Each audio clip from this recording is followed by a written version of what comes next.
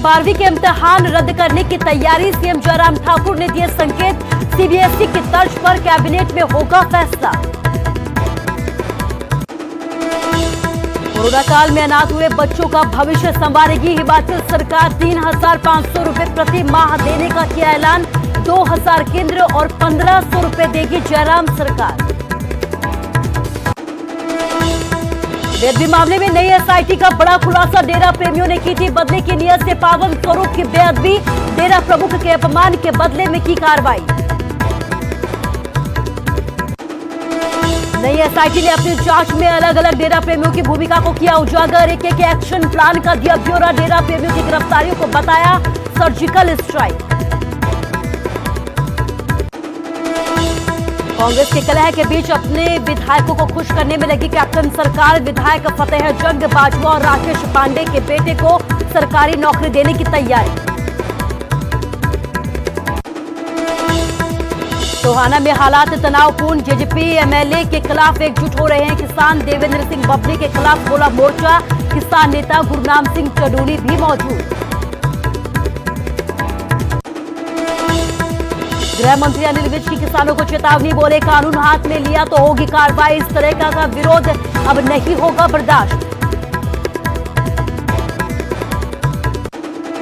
बिलासपुर में सामने आई दिल दहला देने वाली तस्वीरें। घायल महिला को पालकी में उठाकर पहुंचाया सड़क तक। दशकों बाद भी सड़क सुविधा से महरूम है गांव।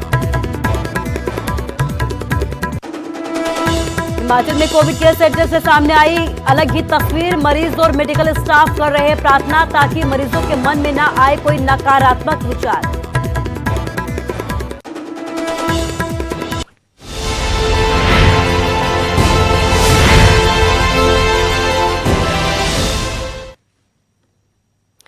नमस्कार, स्वागत है आपका न्यूज 18 पंजाब हरियाणा हिमाचल में। मैं हूं आपके साथ कुसुम रावत। बुलेटिन का आगाज इस वक्त हिमाचल की खबर के साथ करेंगे। सीबीएसई की तर्ज पर हिमाचल में भी रद्द होंगी 12वीं की परीक्षाएं। हिमाचल में प्रमोट होंगे 12वीं के छात्र। सीएम जयराम ठाकुर ने बकायदा इसके संकेत दिए हैं। कैबिनेट बैठक है, उससे पहले इसका बड़ा फैसला होगा। बोर्ड परीक्षाओं पर बोले सीएम जयराम ठाकुर। शिक्षा विभाग ने फीडबैक लिया है, जिसके बाद ही एक अहम फैसला लिया जा सकता है। तो सीबीएसई की तर्ज पर अब हिमाचल में भी बड़ा फैसला लिया जा सकता है। 12वीं की परीक्षाएं रद्द हो सकती हैं। सीएम जयराम ठाकुर ने बकायदा इसके संकेत दिए हैं। कैबिनेट बैठक या उससे पहले इस पूरे मसले पर एक अहम फैसला हो सकता है। बोर्ड परीक्षाओं पर सीएम जयराम ठाकुर की तरफ से यह कहा गया है कि शिक्षा विभाग से फीडबैक लिया गया है। आपको बता दें कि सीबीएसई की परीक्षाएं रद्द होने के बाद हरियाणा में भी 12वीं की परीक्षाओं को रद्द कर दिया गया और अब हिमाचल की तरफ से भी ऐसे संकेत दिए जा रहे हैं कि 12वीं की परीक्षाओं को रद्द किया जा सकता है। बोर्ड परीक्षाओं को लेकर सीएम जयराम ठाकुर का यह कहना है कि शिक्षा विभाग की तरफ से लगातार फीडबैक लिया जा रहा है।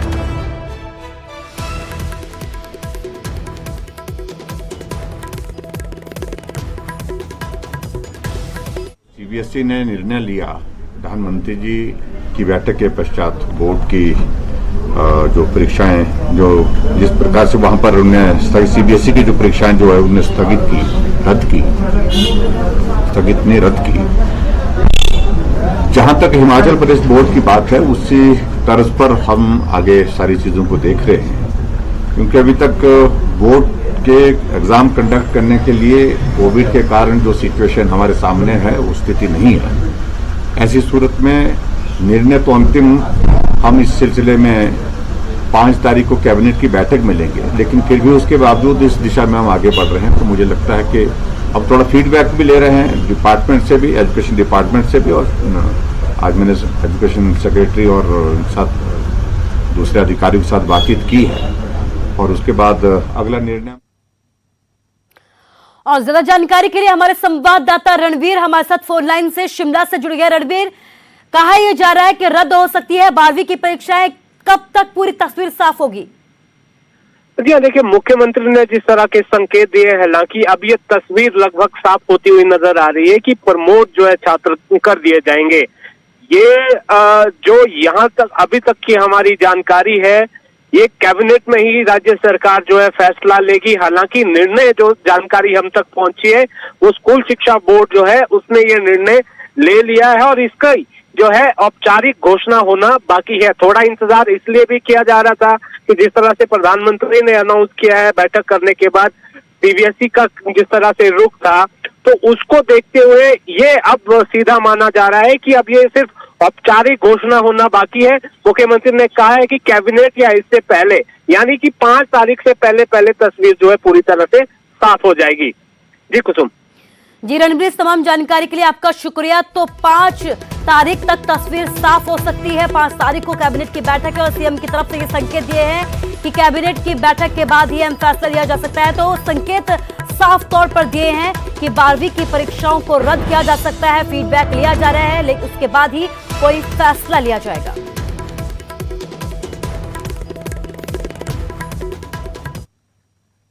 तो सीबीएसई की ओर से 12वीं की कक्षा की परीक्षाओं को रद्द करने के बाद अब हिमाचल प्रदेश सरकार भी राज्य स्कूल शिक्षा बोर्ड की परीक्षाओं को लेकर मंथन करने में जुट गई है। 5 जून की कैबिनेट की बैठक में इस मसले को लेकर प्रस्ताव भी रखा जाएगा, जिस पर सरकार फैसला लेगी। राज्य सरकार ने बीते दिनों ही स्पष्ट कर दिया था कि सीबीएसई का फैसला आने के बाद ही राज्य शिक्षा बोर्ड की परीक्षाओं को लेकर आगामी फैसला लिया जाएगा। स्टेट बोर्ड ने 10वीं की गवर्नमेंट ने क्योंकि 10वीं की परीक्षा रद्द कर दी थी, तो 10वीं के बच्चे कैसे प्रमोट करने और कैसे अंक उनको देने हैं, तो वो सारा तैयारी जो होनी है बोर्ड के द्वारा कर ली गई है। और जहाँ तक 12वीं के बच्चे हैं उनको भी किस प्रकार से अंक देने हैं, क्या एक क्राइटेरिया बनेगा, तो दोनों कक्षाओं के लिए एक ऑब्जेक्टिव वेल डिफाइंड क्राइटेरिया बनेगा, जिसके आधार पर अंक दिए जाएंगे बच्चों को। और उस क्राइटेरिया के आधार पर परफॉर्मर बच्चे भी हम फाइंड आउट कर पाएंगे और साथ ही साथ बाकी बच्चों को भी पास करके अंक देने के बाद हम पास कर सकेंगे। ऐसा एक पूरा फार्मूला तैयार किया जाए।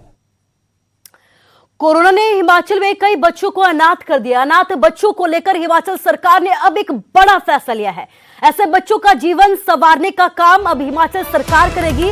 अनाथ बच्चों के प्रति जो है संवेदनशील है सरकार और 3,500 रुपए प्रति माह देने का सरकार की तरफ से ऐलान किया गया है। 2,000 केंद्र और 1,500 रुपए जयराम सरकार देगी, इसकी घोषणा की गई है। इतना ही नहीं, इन बच्चों को गुणवत्तापूर्वक शिक्षा मुहैया करवाने के लिए जवाहर नवोदय विद्यालय और बेटियों के लिए कस्तूरबा गांधी बालिका विद्यालयों में दाखिला भी दिलवाया जाएगा। कैबिनेट मंत्री सरवीण चौधरी ने यह कहा है कि महामारी के दौरान किसी भी प्रकार का शिकार हुए बच्चों को उनका हक दिलाने के लिए राज्य सरकार वचनबद्ध है।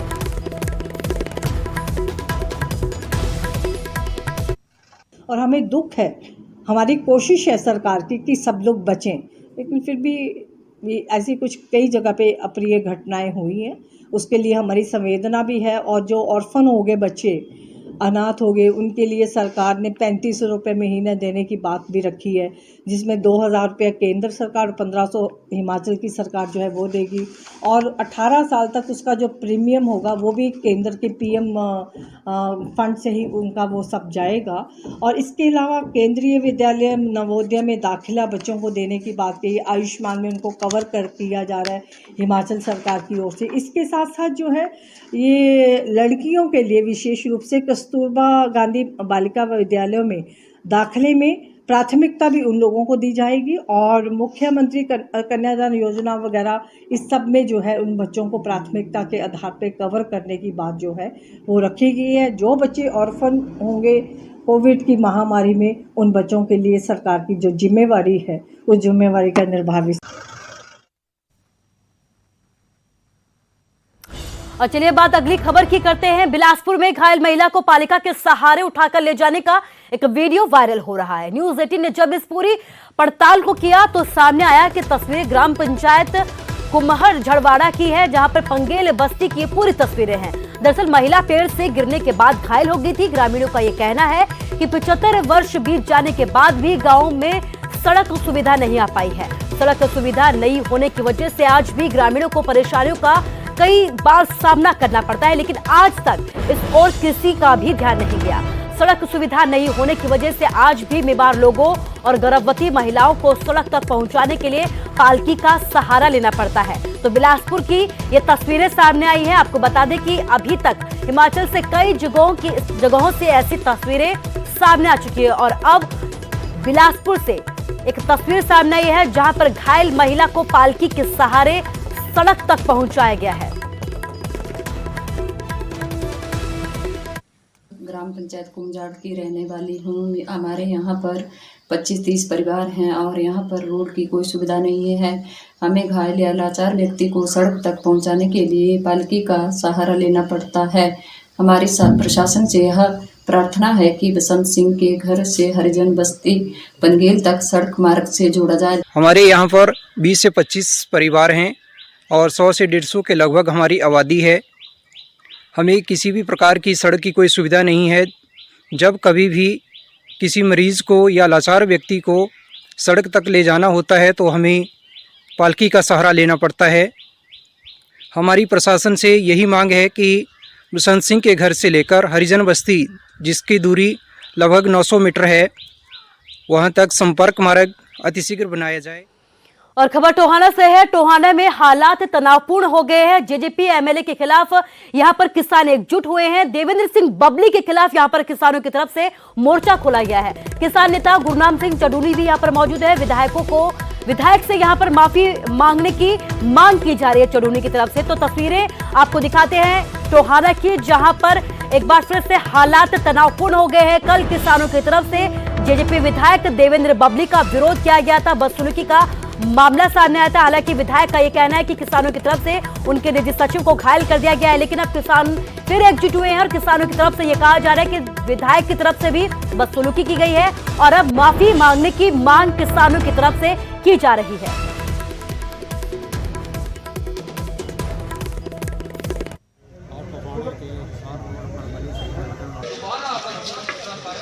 देखिए, कल जो यहाँ का एमएलए है उसने जो व्यवहार किया, यहाँ पे लोगों को माँ बहन की गालियाँ निकाली हैं और लोगों को डराया धमकाया, इस भड़काने की कोशिश की कि यहाँ पे उपद्रव किसी तरह से हो जाए, लोग भड़क जाएं और किसानों को भद्दी भाषा में बात की।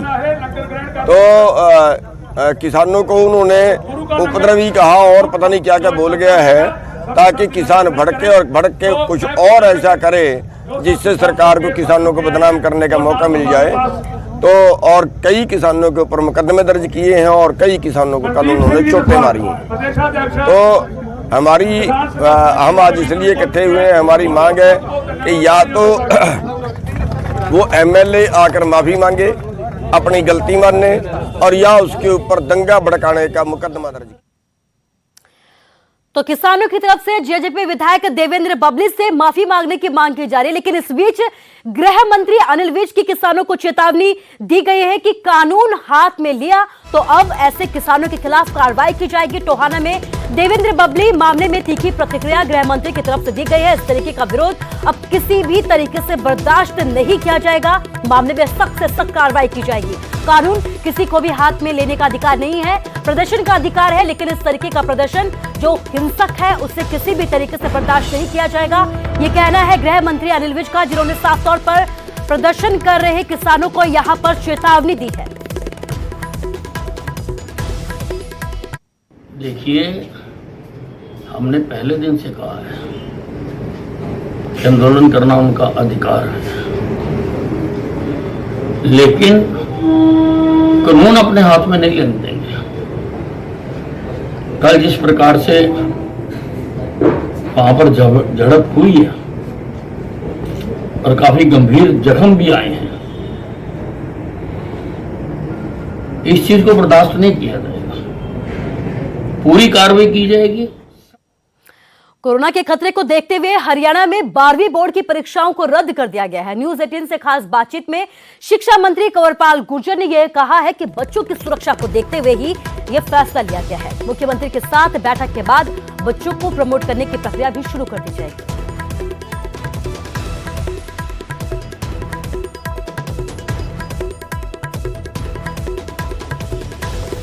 कोरोना के मद्देनजर उन्होंने 12वीं की जो परीक्षाएं थी उनको भी स्थगित कर दिया।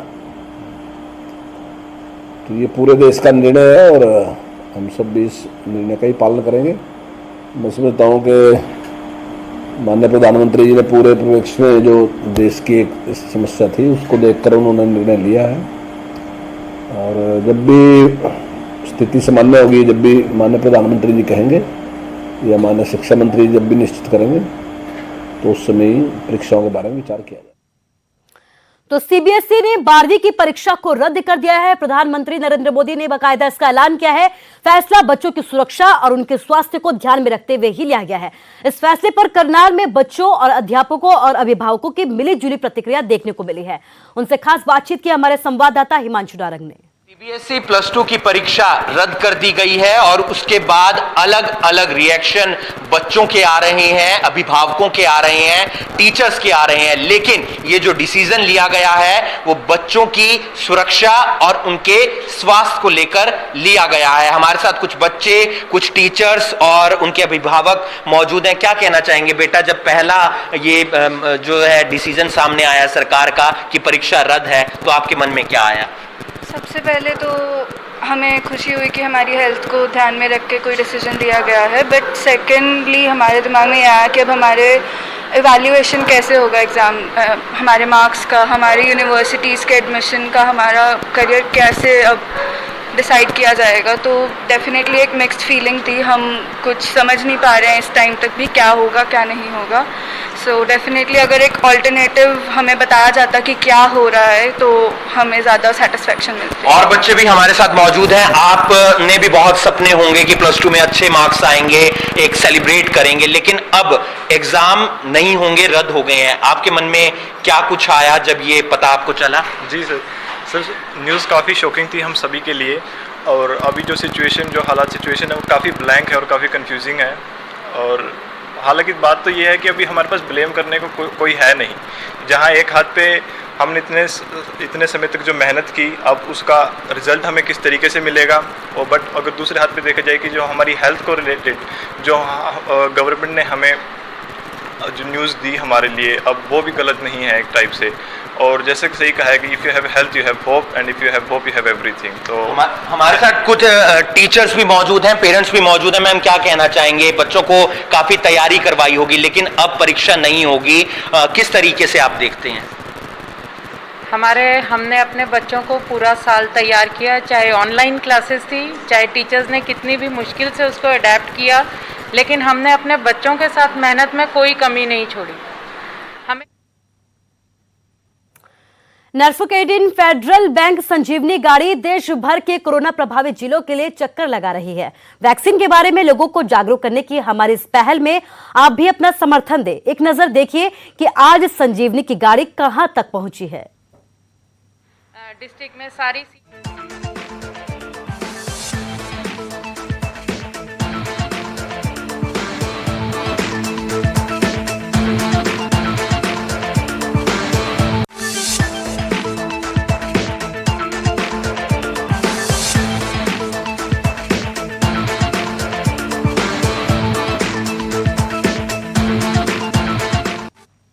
और यहां रुकेंगे एक छोटे से ब्रेक के लिए।